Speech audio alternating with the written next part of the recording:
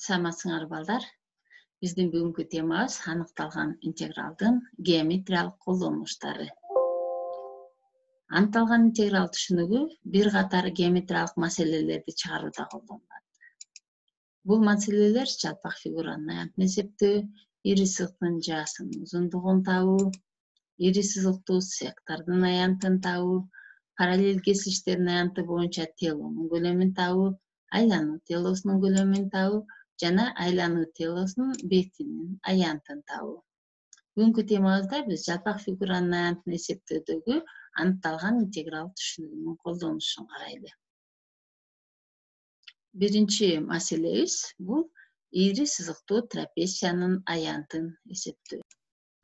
Ири сызыктуу трапеция бул төмөн жагынан OX огунда жаткан AB сегменти, каптал жактарынан x барабар A, x барабар B сызыктары жана жогору жагынан y барабар f от x функциясынын графиги менен чектелген фигура.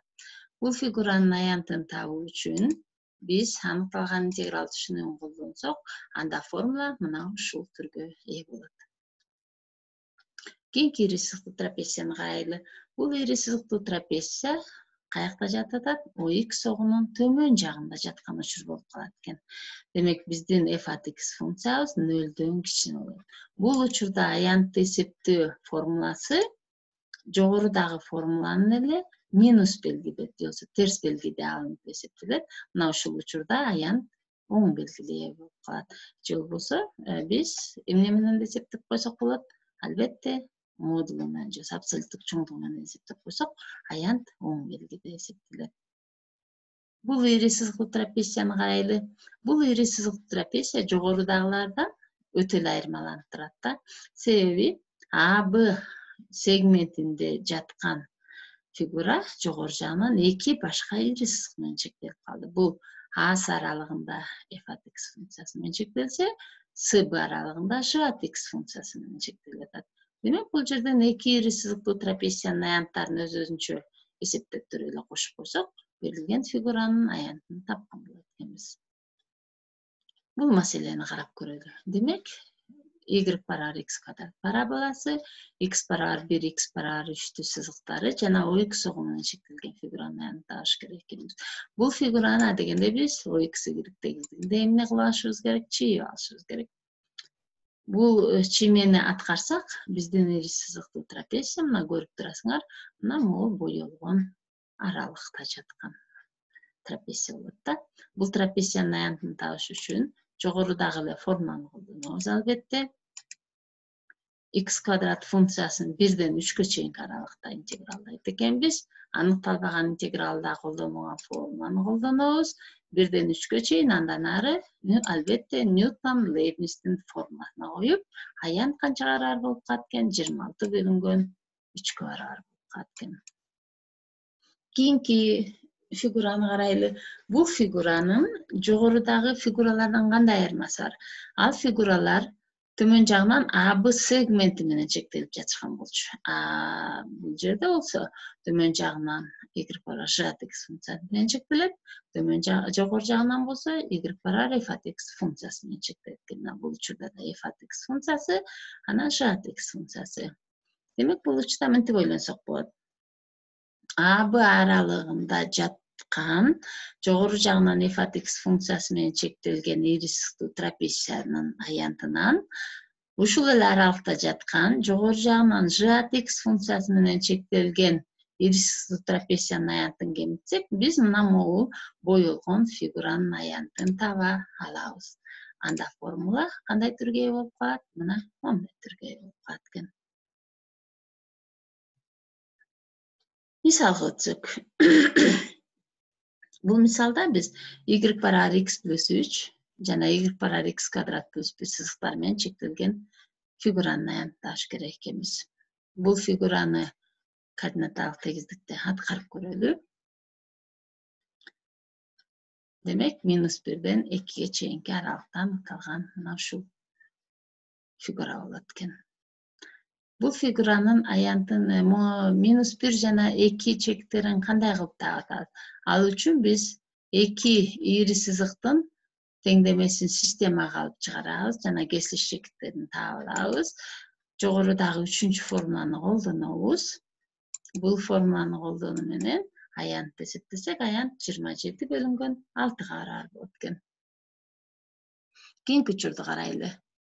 Так, x барар минус 2, x барар 2, y барар x квадрат сызыктар менен чектелген фигура экен. Бул фигураны биз координатталык тегиздикте аткарып көрсөк, мына могу түрдөгү фигура келип чыгат экен.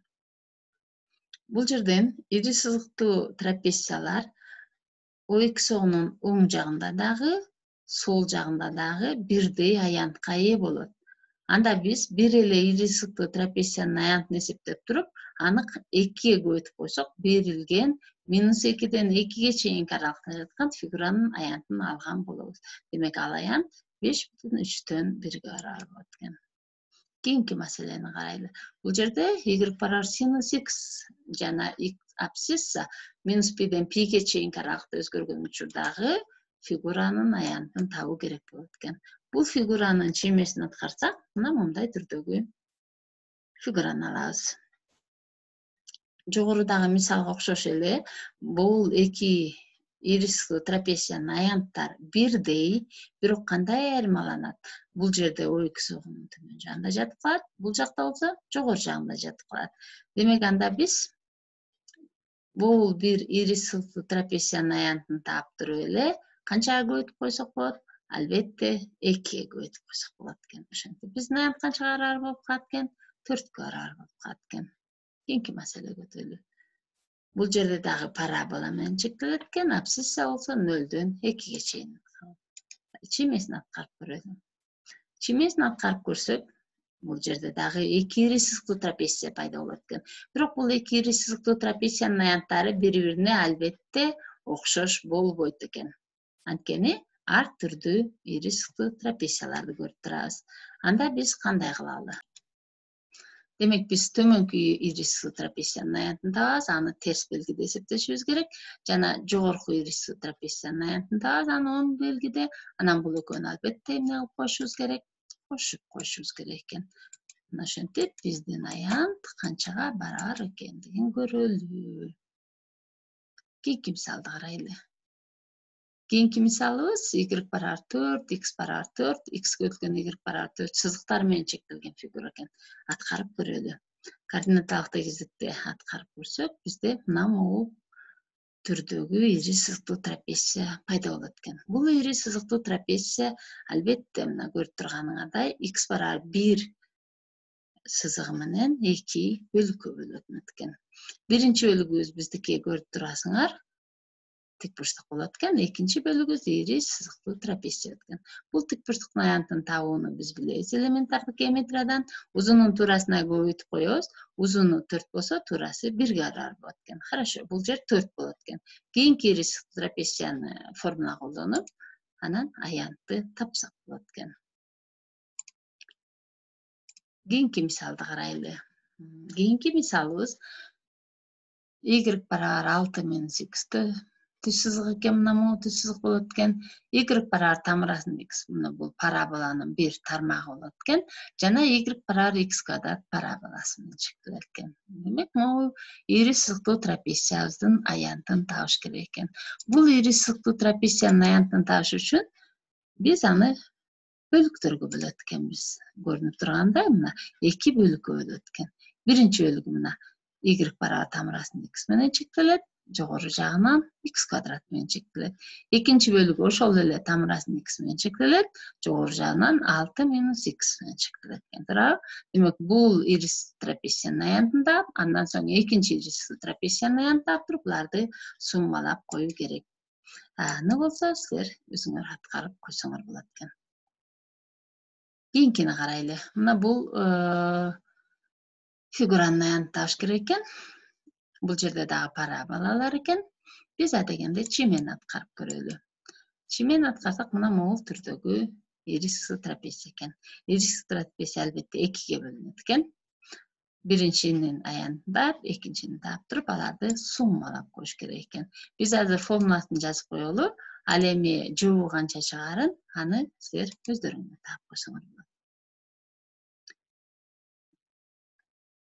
Мына жогоруда айтылган формулаларды пайдаланып, Мына силер могу өз алдынча иштөөгө берилген маселелер. Мына ушул фигуралардын аятын силер чимеде аткаргыла, анан аларды мага жөнөтсөңөр болот. Ошентип бүгүнкү сабагыбыз аяктады. Түшүнбөгөн суроолоруңар болсо, мага кайрылсаңар болот. Көңүл бурганыңыздарга чоң рахмат.